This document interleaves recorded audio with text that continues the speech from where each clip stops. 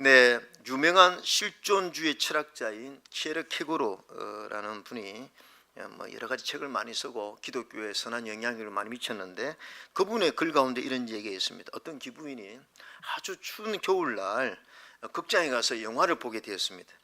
영화의 내용이 뭐냐면 한 노예 하녀 하나가 주인에 의해서 엄청 학대를 받는, 몹시도 학대를 받는, 근데 이 기부인이 그걸 보면서 하염없이 눈물을 흘리는 거예요. 마음이 너무 아파서 어떻게 저렇게 학대를 받을까.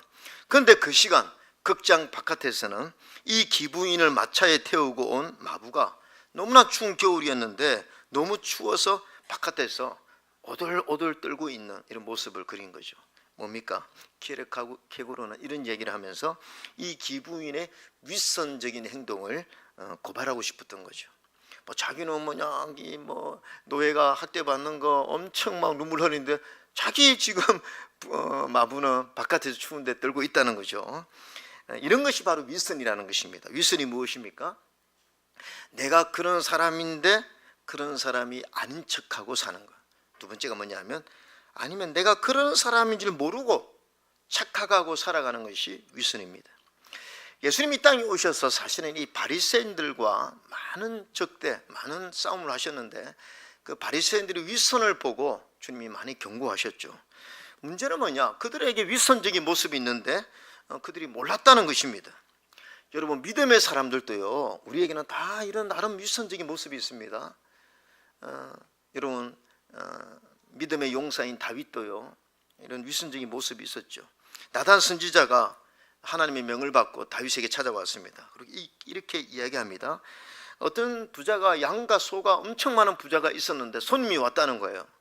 근데 그 지역에 아주 가난한 사람은 암양 새끼 한 마리밖에 없고, 이 암양 새끼를 딸처럼 키우는 그 가난한 사람이 있었는데, 이 부자가 자기 집에 있는 양과 소를 잡지 않고 그 가난한 사람의 암양 새끼를 잡아서 손님에게 대접한 일이 있다고. 그러니까 다윗이 이 나쁜 놈, 그런 놈은 죽여야 된다고, 그러면서 4배나 갚아라고 이렇게 하니까 나단 선지자가 뭐라고 합니까? 당신이 그 사람이라고. 당신이 그 사람. 성경에 나와 있잖아요. 다윗도 자기에게 이런 윗선적인 모습이 있는지 몰랐다는 거죠. 오늘 우리도 마찬가지입니다. 여러분, 우리가 부르는 찬송 중에 나 주님의 기쁨 되기 원하네, 내가 원하는 한 가지 주님의 기쁨이 되는 거, 우리 이 찬송 많이 하지만 우리 이렇게 고백합니다. 주님, 나 주님의 기쁨 되기 원하고 주님이 기뻐하시는 일에 나도 동참하기를 원합니다. 또 그 일에 내가 헌신하며 살겠습니다. 그런 고백으로 이런 찬송을 드립니다. 근데 여러분, 성경에 보면요, 하나님께서 가장 기뻐할 때가 언제인 줄 아십니까?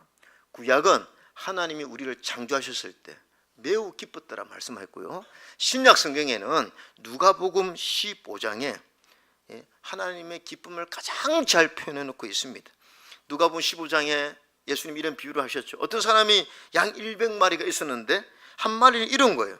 그래서 열심히 찾았어요. 찾은 거예요. 너무 기뻐서 어깨에 메고 사람들에게 내가 이 잃어버린 양을 찾았으니 우리 잔치하자, 그러면서 주석을 달았는데 주님께서 7절에 뭐라고 했습니까? 한번 읽어볼까요? 시작. 너희에 이르노니 이와 같이 죄인 한 사람이 회개하면 하늘에서는 회개할 것 없는 의인 99으로 말미암아 기뻐하는 것보다 더하리라. 이게 하나님의 기쁨이라는 것입니다. 또 똑같은 비유를 하시는데, 어떤 여인이 10드라크마를 가지고 있었는데, 이 드라크마는 굉장히 좀 비싸진 않습니다. 오늘날로 하면 한 드라크마가 한 10만 원 정도 되는 거예요. 근데 한 개가 보이지 않는 것입니다. 아무리 세워도 9개밖에 없는 것이죠. 그래서 방을 아무리 사방으로 뒤지면서 찾고 나중에는 빗자루로 쓸고 했는데 못 찾다가 결국 고생 끝에 찾은 거예요. 너무 기쁜 거예요. 그러면서 주님이 또 이렇게 말씀하셨습니다. 10절에 같이 한번 읽읍시다. 시작. 내가 너희에게 이르노니 이와 같이 죄인 한 사람이 회개하면 하나님의 사자들 앞에 기쁨이 되느니라. 이 하나님의 기쁨을 오늘 이렇게 표현해 놓고 있는 것입니다. 그러면 하나님이 오늘 이 비유를 통해서 하나님이 가장 기뻐하는 것이 무엇입니까? 전도입니다. 한 영혼이 주님 앞에 돌아오는 것이죠. 여러분, 우리가요, 이 전도에 동참하면요, 하나님 기뻐서 잔치를 여는 거죠. 이 잔치를 엽니다. 우리가 전도하는 일에 헌신하고 동참하면 하나님이 축복이 임하는 줄로 믿습니다. 여러분, 우리가 나주님의 기쁨 되기 원하네 이런 찬송 부르면서 실상 하나님이 가장 기뻐하는 일인 이 전도에 전혀 무관심하고 동참하지 않고 헌신하지 않는다면 이 부분에서는 우리가 신앙적인 위선의 모습을 가지고 있다 할 수 있는 겁니다. 오늘 우리가 읽은 이 본문은요, 우리가 너무 잘 아는 돌아온 탕자의 비유예요. 근데 여러분, 이 비유를 주님이 왜 하셨느냐고요. 주님이 이 비유를 왜 말씀하셨는가, 그리고 이 비유를 누구에게 들려주고 싶었던 것인가. 자, 15장 1절에 보면 모든 세리와 죄인들이 말씀을 들으러 가까이 나오니, 자, 죄인들이 예수님에게 와서 말씀도 듣고 제사함도 받고 구원을 얻는 기회를 가지고 있습니다. 2절, 바리새인들과 서기관들이 수군거려 이르되 이 사람이 죄인을 영접하고 음식을 같이 먹는다 하더라. 바리새인들이 이걸 비판한 거예요. 이런 비판하는 바리새인과 서기관들을 보면서 주님이 뭐라고 말씀하셨냐면 3절, 예수께서 그들에게, 누굽니까? 이 바리새인들과 서기관들입니다. 주님이 보실 때는 위선적인 모습을 한 이 바리새인들에게 이 비유로 말씀하신 것입니다. 그러면서 돌아온 탕자 이야기를 하시는 거예요. 사실은요, 오늘 주님께서 이 바리새인들에게 말하고자 했던 것은 둘째 아들이 아니라 맏아들이었어요. 맏아들. 자, 오늘 둘째 아들이 돌아왔습니다. 그러니까 이 둘째 아들이 돌아오니까 아버지가 너무 기쁜 거예요. 그래서 아버지는 종들에게 이르되 제일 좋은 옷을 내어다가 입히고 손에 가락지를 끼우고 발에 신을 신기라. 아버지가 너무 기쁘셔서 23절에 살찐 송아지를 끌어다가 잡으라, 우리가 먹고 즐기자. 24절 여러분 읽으세요. 시작. 이내 아들은 죽었다가 다시 살아났으며 내가 잃었다가 다시 얻어노라. 들이 즐거워하더라. 이 내 아들은 죽었다가 다시 살아났고 내가 잃었다가 다시 얻었다. 야, 얼마나 아버지가 기뻤어요. 이번에 이스라엘이 하마스 그 포로할 때 죽었던 아들이 다시 돌아와서 아버지 어머니 만나는 장면 보니까 야, 우리가 막 기쁘더라고요. 뭐 이런 기쁨이 있었던 거죠. 근데 이 잔치가 클라이막스쯤에 도달한 무렵에 이 맏아들이 밭에 있다가 돌아왔습니다. 25절, 맏아들은 밭에 있다가 돌아와 집에 가까이 왔을 때 풍악과 춤추는 소리를 듣고 한 종을 불러 이 무슨 일인가 물었는데, 묻는 거예요. 아니 이게 우리 집에 왜 잔치가 있지? 그래서 27절에 대답하되 당신의 동생이 돌아왔음에 당신의 아버지가 건강한 그를 다시 맞아들이게 됨으로 인하여 살찐 송아지를 잡았나이다 하니, 얼마나 기쁜 일입니까? 자기 동생이 돌아왔습니다. 아버지가 그렇게 애타게 찾던 동생이 돌아온 거예요. 그런데 28절입니다. 여러분 한번 읽어보세요. 시작. 그가 노하여 들어가고자 하지 아니하거늘 아버지가 나와서 권한대. 그가 갑자기 화가 나는 것입니다. 짜증이 확 나는 거예요. 그러면서 뭐라고 이야기합니까? 아버지께 대답하여 이르되, 아버지가 야, 왜 그러냐, 들어가자 이렇게 하는데, 내가 여러 해 아버지를 섬겨 명을 어김이 없거늘 내게는 염소 새끼라도 주어 나와 내 벗으로 즐기게 하신 일이 없더니 아버지의 살림을 장녀들과 함께 써버린 이 둘째 아들을 위해서는 이렇게 살찐 송아지를 잡습니까? 아버지에게 항변하는 거죠. 여러분, 오늘 이 맏아들이 착각이 뭐냐? 자기가 여러 해 동안 아버지를 섬겼다는 거죠. 첫 번째가, 맏아들은요, 아버지의 진정한 명령에 무관심했다는 것입니다. 맏아들의 착각이 무엇입니까? 자기가 이렇게 생각합니다. 나는 아버지 옆에서 이 나쁜 둘째 아들과 같지 아니하고 나는 아버지 옆에서 여러 해, 한 해가 아니라 여러 해 동안 아버지를 섬겼다. 그리고 아버지의 명을 어기지 않았다. 이렇게 고백하고 있습니다. 나름 신앙생활을 잘했다는 거예요. 지금까지 하나님의 뜻을 구하며 살았다는 것입니다. 나는 아버지를 위해서 헌신했다는 거예요. 이게 바리새인들의 사고였습니다. 바리새인들은요, 십계명을 비롯하여 구약의 율법들을 엄청 잘 지켰어요. 그래서 누가복음 18장 10절에 보면, 11절에 보면 바리새인이 나는 다른 사람들 토색, 불의, 간음을 하는 이런 사람도 같지 않고 이 세리와도 같지 않음을 감사합니다. 나는 일에 2번씩 금식합니다. 여러분, 그 당시에 한 번만 금식하면 됐거든요. 근데 바리새인들은 2번 금식하는 거예요. 또 소득의 11조를 드립니다. 11조도 드리는 겁니다. 또 문헌에 의하면 613개의 율법의 강령을 만들고 248개의 계율과 365개의 하지 말라는 계율을 만들어서 철저하게 지켰습니다. 어쩌면요, 오늘 우리들의 신앙은 이 바리새인들의 열심보다 못하는 경우가 많죠. 이걸 오늘 우리의 신앙생활에 적용해 보면, 하나님, 나는 여러 해 동안 신앙생활을 하고 있습니다. 나름 주일날 빠지지 않습니다. 주일날 교회 나옵니다. 지금 성가대 봉사도 합니다. 아유, 반주도 하고 차량 여러 가지로 식당도 섬기고 이렇게 합니다.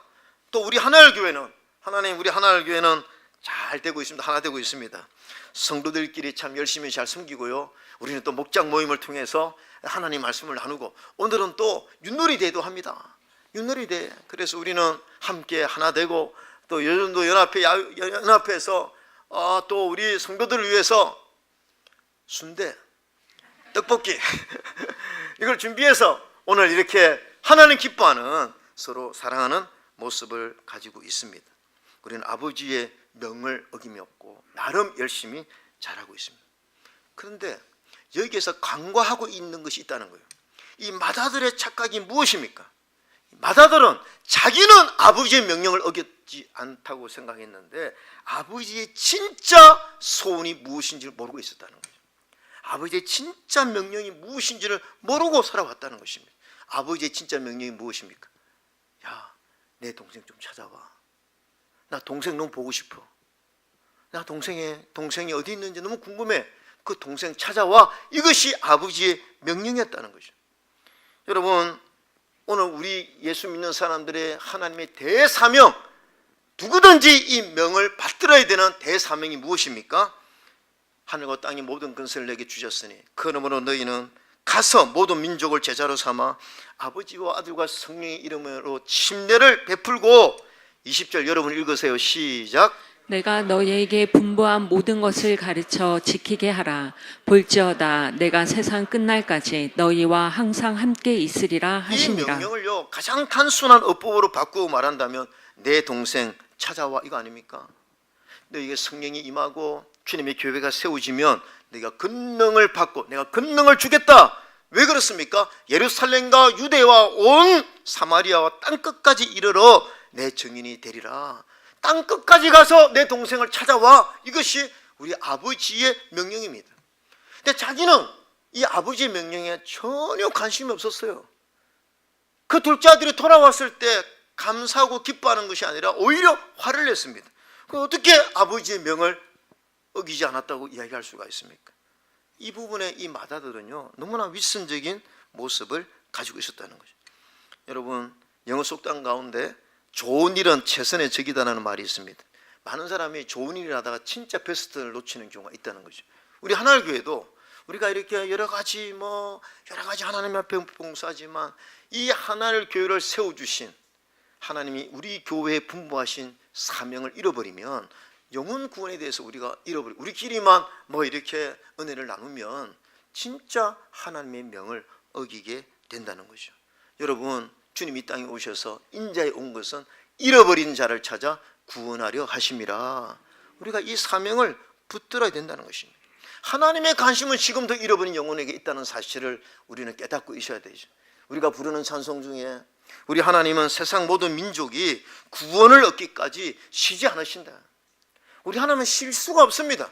이런 하나님의 마음을 알고 공감하는, 그렇죠? 주님의 제자는 이런 주님의 마음에 공감이 있어야 이게 주님의 제자가 아니겠습니까?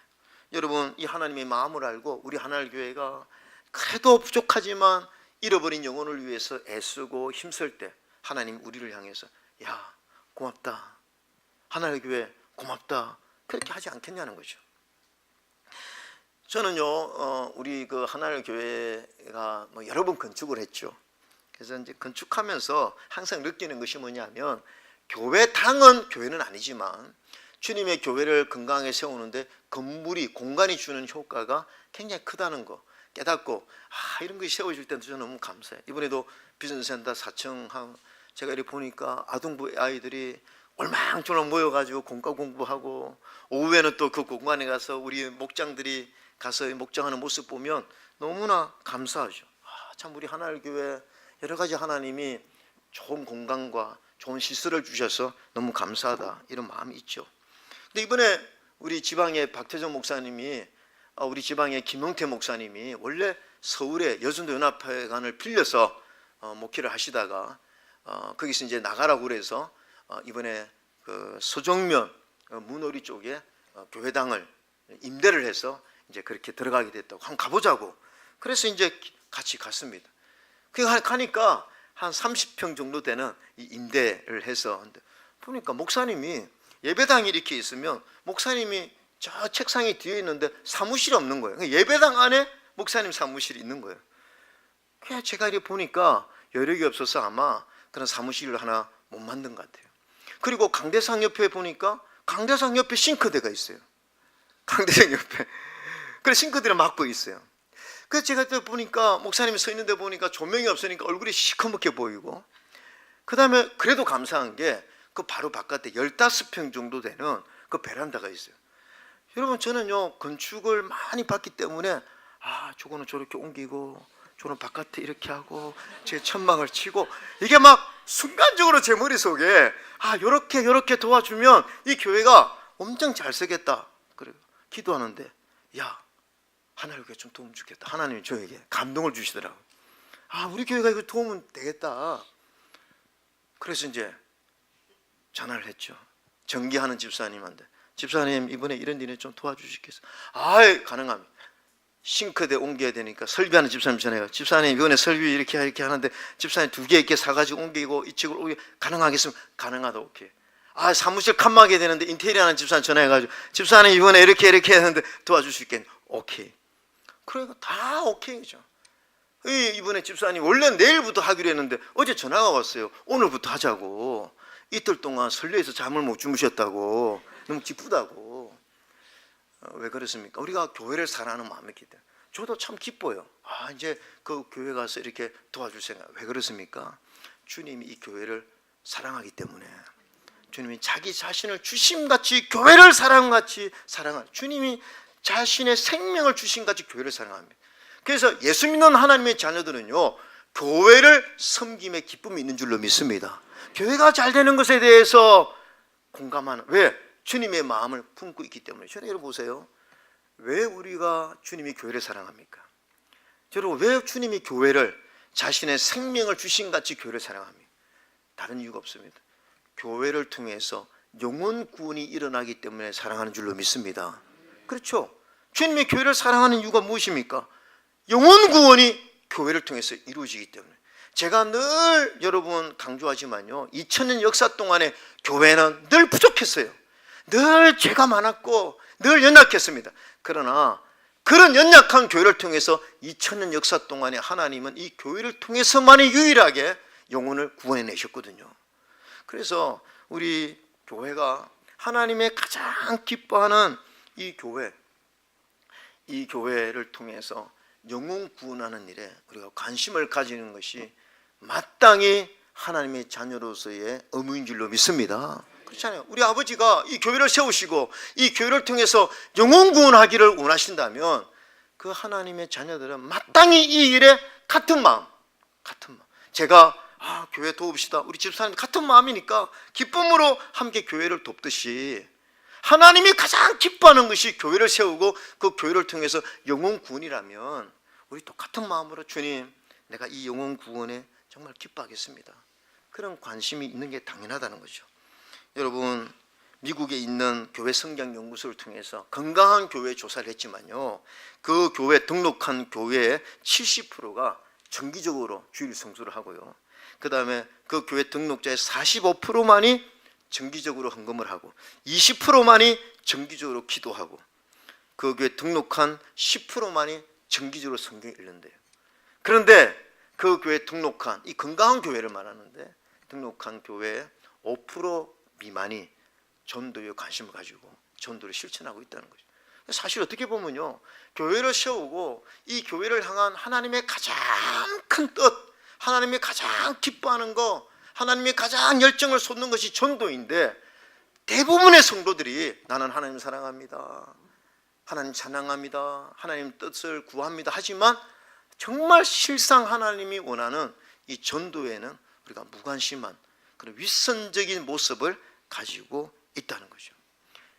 여러분, 저는 우리 하나님 교회가 수요일마다 제가 이렇게 많이 강조하지도 않는데도 전도팀들이 막 한 10분 나와서 그거를 막 이렇게 포장을 막 몇 시간 하고 또 나가서 전도하는 거 너무 감사하죠.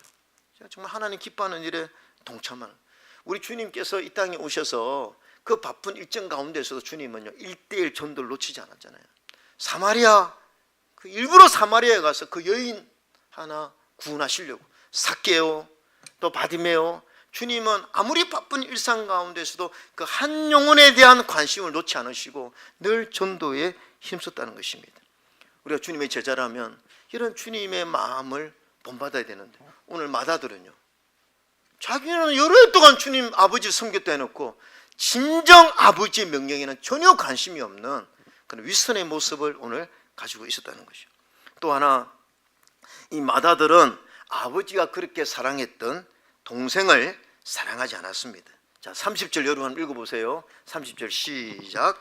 아버지의 살림을 장녀들과 함께 삼켜버린 이 아들이 돌아오매 이를 위하여 살찐 송아지를 잡으셨나이다. 아버지의 살림을 장녀들과 함께 삼켜버린 이 아들, 영어로 보면 너의 아들입니다. 당신의 아들입니다. 자기 동생이라고 말하지 않습니다.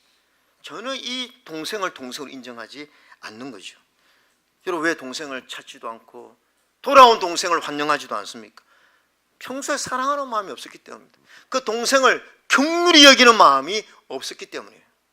아버지는 늘 노심초사 이 아들이 어디에서 배는 곪지 않을까, 어디서 고생하지는 않을까, 그렇게 하는 그런 고민이 이 큰아들에게는 없었다는 거죠.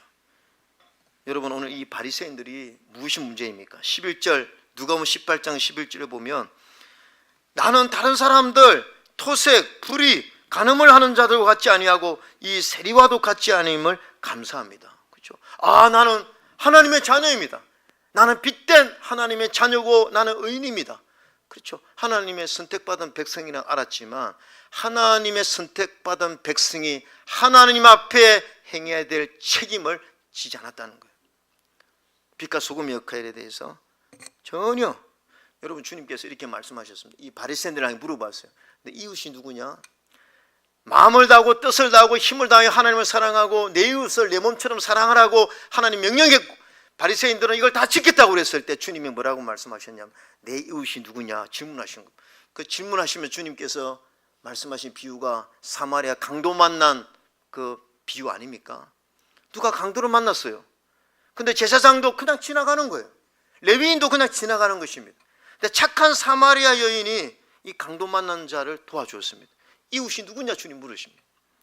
여러분, 우리 이웃이 누구십니까? 강도 맞아 죽어가고 있는 사람, 영적으로 보면 그 죄와 허물로 죽은 그 불신 영혼이 우리의 이웃 아니겠습니까? 그래서 사랑이 뭡니까?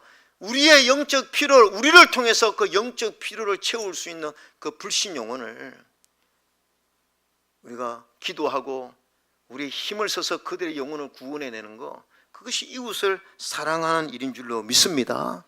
여러분, 저는요 사도 바울을 보면서 제가 성지순례를 다니고 그 사도 바울의 발자취를 버스 타고 다니면서 그때 깨달은 게, 야, 여기 버스 타고 가는 것도 힘든데 사도 바울은 여기를 걸어서 이렇게 전도하고 교회를 7교회를 세우고, 야, 대단하다. 근데 바울은 죽을 때까지 어떻게 이렇게 전도에 힘을 썼을까? 여러 가지 이유가 있지만요, 사도 바울은 살아있는 사람으로서 영의 세계 삼청천을 갔다 왔다고 고백했습니다. 그러니까 바울이 살아있는 몸으로서 영의 세계를 가서 무엇을 보고 왔을까요? 저는요 천국과 지옥을 보고 왔다고 생각해요. 천국과 지옥을 보고 오니까 바울에게 있어서 영혼들이 너무 불쌍한 거예요. 하나님을 알지 못하고 제3을 받지 못하고 복음의 은혜를 누리지 못하는 사람들을 볼 때 너무 안타까운 거예요. 그러니까 바울은 자기의 생명을 다할 것까지 이 사명을 감당하는, 내 생명을 다 드려도 난 아깝지 않다 하는 이유가 뭐냐 하면 진짜 영의 세계를 보고 왔기 때문이죠. 오늘 저와 여러분들도 정말 영적인 눈을 열어서 그 영의 세계를 보고 온다면 우리 인생에 가장 가치 있는 일이 무엇이겠냐는 거죠. 이 오카노 목사님, 고 오카노 목사님의 그 메시지 중에 이런 내용이 나옵니다. 오카노 목사님 교회는 매년 우리 교회처럼 새세명 축제가 아니라 대각성 전도 집회를 이런 제목으로 하거든요. 그때 송달 장로님이라는 분이 계셨는데 이 회계학을 전공하신 분이고 과거 한보 사태 때 국가 요청을 받아서 거기 가서 막 재무구조를 분석할 정도로 유능하신 분이었어요.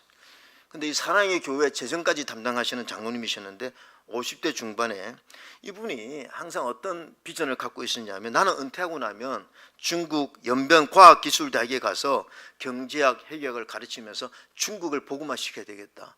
이런 전도 열정을 가지고 있는 분인데 새세면 축제를 앞두고 6개월 전에 아파서 병원에 갔는데 폐암이 이게 심각한 폐암이에요. 완전 사기.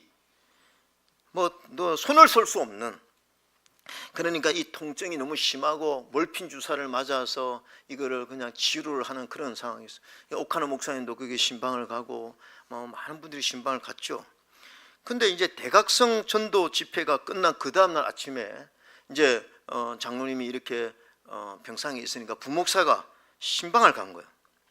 근데 장로님이 너무너무 기뻐하고 막 부목사님 붙들고 얼굴이 그냥 막 너무 막 그냥 해피하고 기뻐서 어쩔 줄을 몰라서 부목사님이 이렇게 생각했대요. 아, 장로님이 뭔가 치료가 됐나? 의사에 좋은 결과가 있나? 이렇게 생각했는데 아니래요. 병원만 그냥 여전히 지금 뭐 오늘 내일 죽을 날만 기다리고 있는 몰핀 주사를 맞고 있는 그런 상태에서 장로님 얼굴이 너무 기쁜 거예요. 그러면서 흥분해가지고 그 부목사님한테 막 이런 간증을 하는 거예요. 내가 이번에 대각성 전도 집회 때 꼭 전도하고 싶은 사람이 있었는데 내가 몸이 아파서 그 사람을 전도 못해서 태신자 작전 카드에만 카드 내고 그를 위해 기도했는데 어제 그 전도한 태신자가 사랑의 교회 가서 오카노 목사님의 말씀을 듣고 예수 믿기로 결정하고 감사해서 오늘 이 아침에 찾아왔다는 거예요. 장로님한테. 그 장로님이 그 소식 듣고 자기는 지금 아파서 자기가 지금 아파서 내일 모레 어떻게 될지 모르는 그 몸을 이끌고 그 소식에 너무 기뻐가지고 부목사님한테 막 너무 기쁘다고. 그분이 누구냐니까 그 장로님 운전기사 그 장로님 그 운전기사 부부를 놓고 이분 막 평소에 전도하는데 전도가 잘 안 됐는데 이분의 전도가 되니까 너무 기쁜 거예요. 근데 오카노 목사님이 그 장로님을 또 찾아뵀는데 그분의 웃음은 윗선적인 웃음이 아니다. 진짜 기뻐서 또 그 이야기를 하더라는 거예요. 그 간정. 내가 이번에 2사람 전도했는데 그 사람의 영혼이 구원받았다고 기뻐요. 여러분 이거는요 세상적인 어떤 것으로 이해할 수 없는 것입니다. 영의 세계를 확신하고 영의 세계를 믿는 자만이 누리는 기쁨인 줄로 믿습니다. 그렇죠. 이런 하나님의 마음과 영의 세계를 알 때 우리가 이런 전도에 힘쓸 수 있지 않겠습니까? 여러분 오늘 우리 주변에 있는 사람들 내 형제가 될 수 있는 사람 구원만 받으면 내 형제가 될 수 있는 사람들이 많습니다. 저는 오늘 저도 사실은 이런 메시지를 전하면서 저도 부담이 되고 또 도전이 되고 합니다. 그러나 우리 하나님 교회는요 어쨌든 1년에 한 번만이라도 우리가 하나님의 소원, 하나님이 가장 기뻐하는 이 전도에 거룩한 부담을 가져야 될 줄로 믿습니다. 때를 얻든지 못 얻든지 하나님이 우리에게 명령을 하셨으니까. 그래서 우리 하나님의 성도님들 적어도 우리 이번에 협력합시다. 내가 정말 전도 못하면 전도하는 사람도 격려하고 또 당일날 우리 교회 새가족들이 많이 오면 여러분 정말 돌아온 탕자를 맞이하듯이 따뜻하게 격려해주고 또 교회 청소도 도와주시고 또 여전연합에서 이번에 음식 준비하면 협력해 주시고 그래서 이 잔치가 나 정말 하나님이 가장 기뻐하는 이 일에 정말 같은 마음으로 좀 동참하는 그런 잔치가 되면 좋겠어요. 할렐루야.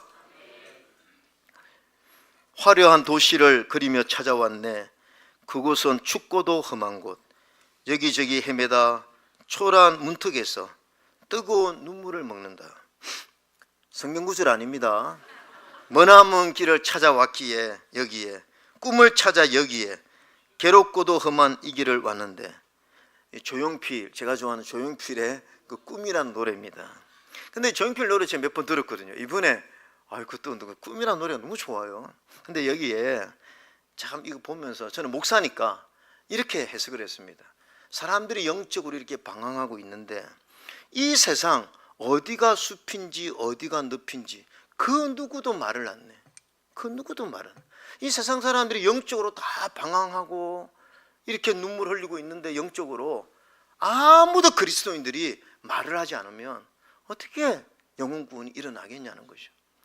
이 방황하는 영혼들에게 우리가 가지고 있는 이 복음의 소식을 좀 잘 전달해서 이번 새세면 축제에 한 명의 영혼이라도 하나님 앞에 나오는 은혜가 있기를 주님의 이름으로 축원합니다. 아멘.